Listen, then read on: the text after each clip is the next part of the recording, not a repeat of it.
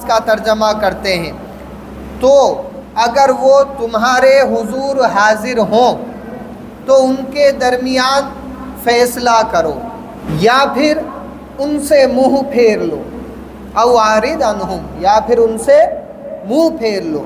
اللہ تعالیٰ نے اپنے حبیب صلی اللہ علیہ وسلم کو یہاں پر بہت بڑی حکومت عطا فرمائی۔ یہ جو لفظ ہے فحکم، اتنا بڑا لفظ ہے کہ جو شہادت اور گواہی دیتا ہے کہ اللہ نے اپنے حبیب صلی اللہ علیہ وسلم کو صرف مسلمانوں کے درمیان حاکم نہ بنایا، پیشوا نہ بنایا، صرف مسلمانوں کے درمیان فیصلہ کرنے والا نہ بنایا، صرف مسلمانوں کے درمیان انصاف کرنے والا نہ بنایا، بلکہ جو آپ کے دربار میں حاضر ہو جائے، اے محبوب آپ اسی کے حاکم ہو، آپ چاہو تو اس کے لیے صحیح فیصلہ کرو اور چاہو تو منہ پھیر لو۔ یہ رسول اکرم کو اللہ نے بڑی نعمت عطا فرمائی کہ چاہو تو انصاف کر دو اور چاہو تو منہ پھیر لو۔ اب یہاں بڑی باریک بات آپ سنیے، اللہ نے فرمایا منہ پھیر لو، یہاں ذکر آیا جھوٹ سننے والے اور حرام کھانے والوں کا۔ اللہ نے یہاں فرمایا یا تو فیصلہ کرو۔ اب اگر اللہ کے نبی صلی اللہ علیہ وسلم فیصلہ کریں گے، فیصلہ فرمائیں گے، تو بتاؤ جھوٹ سننے والوں کے حق میں ہوگا، حرام کھانے والوں کے حق میں ہوگا، یا سچے لوگوں کے حق میں ہوگا؟ بتاؤ، سچے لوگوں کے حق میں۔ لہٰذا یہاں بھی ان پر لعنت ہے کہ اگر اللہ کے حبیب فیصلہ کریں گے تو بھی وہ لوگ غارت ہو جائیں گے جو جھوٹ سنتے ہیں اور حرام کھاتے ہیں۔ اور اللہ نے آگے فرمایا او اعرض عنہم، یا چہرہ پھیر لو، اپنا رخ پھیر لو، فیصلہ کرنے پر بھی ان پر لعنت ہوگی۔ اور اگر نبی کریم صلی اللہ علیہ وسلم نے اپنا رخ انور پھیر لیا تو یہ بھی ان پر بڑی لعنت ہو جائے گی۔ اس سے بڑی لعنت دوسری نہیں ہو سکتی کہ اللہ کے نبی اپنا چہرہ پھیر لے۔ اللہ نے حکم فرما دیا چاہو تو فیصلہ کر دو حق اور باطل کا، اور چاہو تو رخ پھیر لو۔ اللہ تعالیٰ فرماتا ہے وَإِن تُورِدْ عَنْهُمْ فَلَن يَضُرُّوكَ شَيْئًا، اور اگر آپ وَإِن تُورِدْ عَنْهُمْ، تورد بمعنی رخ پھیرنا، چہرہ پھیرنا، عنہم ان سے، وَإِن تُورِدْ عَنْهُمْ فَلَن يَضُرُّوكَ شَيْئًا، اگر آپ ان سے رخ پھیر لیں گے تو ایسا نہیں کہ وہ آپ کا کچھ بگاڑ دیں گے، ہرگز نہیں۔ اور اگر آپ ان سے رخ پھیر لیں گے تو وہ آپ کا کچھ نہ بگاڑیں گے۔ اور آسان لفظوں میں اگر آپ ان سے رخ پھیر لیں گے تو وہ آپ کا کچھ نہیں بگاڑ سکتے، کیونکہ وہ آپ کے بادشاہ اور حاکم نہیں، آپ ان کے بادشاہ ہو اور اللہ آپ کی حفاظت کرنے والا ہے، سبحان اللہ۔ لہٰذا وہ اس صورت میں بھی کچھ نہیں کر سکتے کہ اگر آپ ان سے اپنا چہرہ پھیر لو تو وہ آپ کا کچھ نہیں بگاڑ سکتے۔ آگے اللہ تعالیٰ فرماتا ہے وَإِنْ حَكَمْتَ، حکمتا یعنی انصاف کرو، فیصلہ کرو، اور اگر آپ ان کے درمیان فیصلہ کرو، بینہم ان کے درمیان فیصلہ کرو، تو حق کے ساتھ کرو، سچائی کے ساتھ کرو، بالقسط یعنی انصاف کے ساتھ کرو۔ اگر آپ فیصلہ کرو تو انصاف کے ساتھ کرو۔ آگے اللہ تعالیٰ فرماتا ہے اللہ یحب المقسطین، بے شک اللہ کو انصاف کرنے والے پسند ہیں۔ یہ آیت مکمل ہوئی۔ اس آیت کے اندر چند ضروری باتیں آپ حضرات سماعت کریں کہ اللہ تعالیٰ نے اپنے حبیب صلی اللہ تعالیٰ علیہ وسلم کو حاکم بنایا، اور اس آیت میں صاف طور پر ذکر آیا کہ اللہ نے اپنے محبوب سے فرمایا کہ آپ فیصلہ کرنے والے ہو۔ لہٰذا یہ ہمارے لیے بھی حکم ہے کہ اللہ نے اپنے نبی پاک صلی اللہ علیہ وسلم کے صدقے میں ہر ایک امتی کو حاکم بنایا ہے، ہر ایک امتی کو۔ کیوں؟ کیونکہ ہر امتی نبی پاک صلی اللہ علیہ وسلم کا ہے، ہر ایک امتی اس کی زندگی میں کبھی ایسا موقع آتا ہے جب اسے فیصلہ کرنے کا موقع نصیب ہوتا ہے، خواہ وہ اپنے گھر میں ہو، اپنے پریوار میں ہو، پڑوسیوں کے ساتھ ہو، رشتہ داروں کے ساتھ ہو، محلے والوں کے ساتھ ہو، کبھی نہ کبھی حق اور باطل کی بات سامنے آتی ہے۔ تو اس امت کے لیے بھی یہی حکم ہے کہ اگر ایسا موقع تمہارے پاس آ جائے کہ جھوٹ سننے والے، حرام کھانے والے تمہارے سامنے ہوں، تو چاہو تو فیصلہ کرو اور چاہو تو انہیں چھوڑ کر چل دو، ان سے منہ پھیر لو، اور اگر فیصلہ کرو تو پھر حق کے ساتھ فیصلہ کرو، ایسا نہیں کہ ناحق کر دو۔ اور یہاں ایک بڑی بات آپ سن لیں کہ یہ جو قوم آئی تھی، یہ قوم یہودیوں کی تھی، اور ہوئی ابن احتب ایک شخص تھا پادریوں کا، ہوئی ابن احتب اس کا نام تھا، بڑا پادری تھا، یہودیوں کا بڑا سردار۔ اس کے پاس کچھ لوگ آئے تھے فیصلہ کروانے کے لیے۔ دو قومیں، دو قبیلے مدینہ شریف میں تھے۔ ایک قبیلہ بنی نذیر تھا، دعات سے نذیر ہے، عربی میں نذیر ہوگا، میں اردو میں بول رہا ہوں اس لیے نذیر، زوئے سے نذیر نہیں ہے، اس کا معنی کچھ اور ہے۔ بنی نذیر، اور اردو میں ہم بولیں بنی نذیر قبیلہ، اور بنی قریظہ، یہ دو قبیلے تھے۔ بنی نذیر جو تھا وہ بڑا قبیلہ تھا، اونچا قبیلہ کہا جاتا تھا، اور بنی قریظہ نیچی قوم کے کہے جاتے تھے۔ آج کے دور میں بھی اونچ نیچ کا معاملہ چلتا ہے، اور اس دور میں بھی تھا۔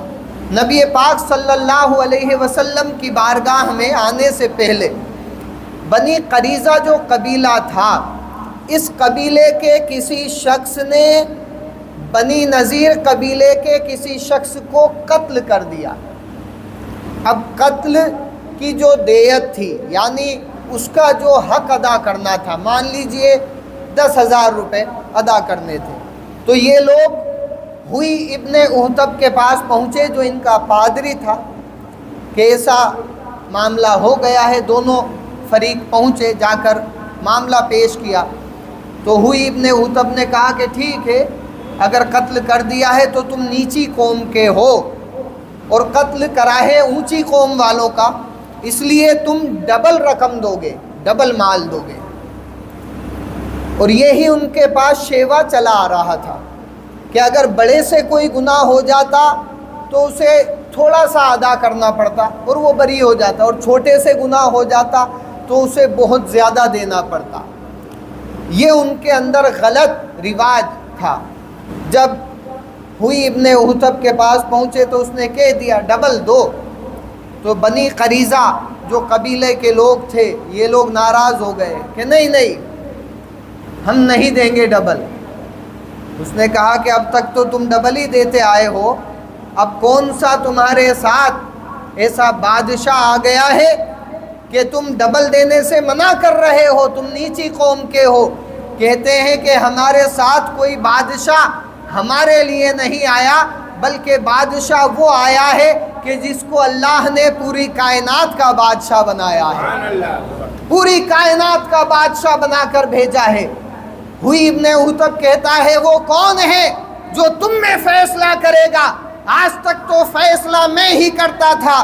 جواب ملتا ہے کہ نہیں، اب عرب میں محمد ابن عبداللہ اللہ کے آخری پیغمبر تشریف لے آئے ہیں۔ اب اس کائنات میں اگر فیصلہ ہوگا تو وہ مدینے کے تاجدار کے دربار سے ہوگا، اب وہی فیصلہ کریں گے۔ ہوئی ابن احتب تمتما گیا، ناراض ہو گیا، چلانے لگا۔ لیکن جب قوم کے لوگ اکٹھے ہوئے اور زیادہ اکٹھے ہو گئے، بہت سارے بے حساب لوگ آ گئے، تو یہ بھی پریشان ہو گیا، اور اس نے سوچا کہ چلو چلتے ہیں، دیکھتے ہیں کیا فیصلہ ہوگا۔ اگر اپنے حق میں ہوا تو ٹھیک ہے، ورنہ بھاگ لیں گے، فرار ہو جائیں گے، چل دیں گے۔ رسول اکرم صلی اللہ علیہ وسلم کی بارگاہ میں یہ دونوں قبیلے کے لوگ، یعنی بنی نذیر اور بنی قریظہ، دونوں قبیلے کے لوگ حاضر ہوئے، اور حاضر ہو کر معاملہ رسول اکرم صلی اللہ علیہ وسلم کی بارگاہ میں رکھا کہ اس طرح سے قتل ہو گیا ہے اور اس کی دیت میں اتنی رقم دی جا رہی ہے، اور ہوئی ابن عتب کہتا ہے کہ نہیں ڈبل دو۔ ہم کہتے ہیں کہ اگر وہ سنگل دیتے ہیں تو ہم بھی سنگل دیں گے، ہم سے ڈبل کیوں لے رہے ہو؟ تو رسول اکرم صلی اللہ علیہ وسلم کی بارگاہ میں یہ مقدمہ رکھا گیا، اور رسول اکرم صلی اللہ علیہ وسلم پوری کائنات کے لیے حاکم بن کر آئے ہیں۔ اب دیکھیے یہ یہودی قوم ہے، بنی نذیر بھی یہودی ہیں، بنی قریظہ بھی یہودی ہیں، نہ ادھر مسلمان نہ ادھر مسلمان، اور فیصلہ کرنے والے وہ ہیں جو مسلمانوں کے سردار ہیں، مومنوں کے سردار ہیں۔ معلوم ہو گیا کہ اللہ نے اپنے حبیب کو صرف مسلمانوں کے لیے حاکم بنا کر نہ بھیجا ہے، بلکہ پوری کائنات کے لیے حاکم بنا کر بھیجا ہے۔ سبحان اللہ! ہمارے نبی کریم صلی اللہ علیہ وسلم سے رب نے قرآن میں فرما دیا فَإِن جَاءُوكَ فَحْكُم بَيْنَهُمْ أَوْ أَعْرِضْ عَنْهُمْ وَإِن تُعْرِضْ عَنْهُمْ فَلَن يَضُرُّوكَ شَيْئًا وَإِنْ حَكَمْتَ فَحْكُم بَيْنَهُمْ بِالْقِسْطِ إِنَّ اللَّهَ يُحِبُّ الْمُقْسِطِينَ۔ اس کا خلاصہ یہ ہے کہ اے محبوب صلی اللہ علیہ وسلم، جو تمہارے پاس حاضر ہوئے ہیں، اگر آپ چاہو تو ان میں فیصلہ کر دو اور چاہو تو ان کو چھوڑ دو، اپنا رخ پھیر لو، اور اگر آپ رخ پھیر لو گے تو بھی ان کا کچھ بس نہ چلے گا، آپ کا کچھ نہ بگاڑ سکیں گے، اور اگر آپ فیصلہ کرو تو حق کے ساتھ فیصلہ کرو، اور اللہ حق کے ساتھ فیصلہ کرنے والوں کو پسند فرماتا ہے، انصاف کرنے والوں کو پسند فرماتا ہے۔ میرے نبی کریم صلی اللہ علیہ وسلم نے ان غریبوں، یتیموں، مظلوموں کی طرف فیصلہ کیا اور فرمایا کہ یہ بنی نذیر کے لوگ جو اونچے کہے جاتے ہیں اور بنی قریظہ کے لوگ جو نیچے کہے جاتے ہیں، آج تک یہ اونچ اور نیچ کا معاملہ تھا، لیکن اب فیصلہ کرنے والا اللہ کا آخری پیغمبر آ گیا ہے، لہذا نہ اب کوئی اونچا کہا جائے گا نہ نیچا کہا جائے گا، سب کو برابر کہا جائے گا۔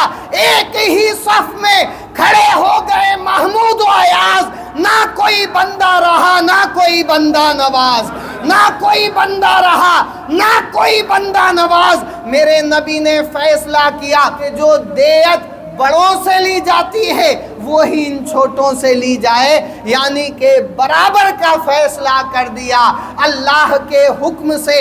جب نبی پاک صلی اللہ علیہ وسلم نے یہ پیارا فیصلہ کر دیا تو بنی نذیر جو آئے تھے پہلے ہی بجھے ہوئے چہرے لے کر آئے تھے، اتری ہوئی شکلیں لے کر آئے تھے، اور جب فیصلہ ہو گیا تو ان کے چہروں پر اور لعنت پڑ گئی، اور بنی قریظہ کے لوگ جو اپنے چہروں پر خوشی لے کر آئے تھے اور فیصلہ کروانے آئے تھے کہ اللہ کے آخری پیغمبر سے فیصلہ کروائیں گے، ان کے چہروں میں جو خوشی تھی آج وہ خوشی اور زیادہ بڑھ گئی ہے اور آگے بڑھ گئی ہے۔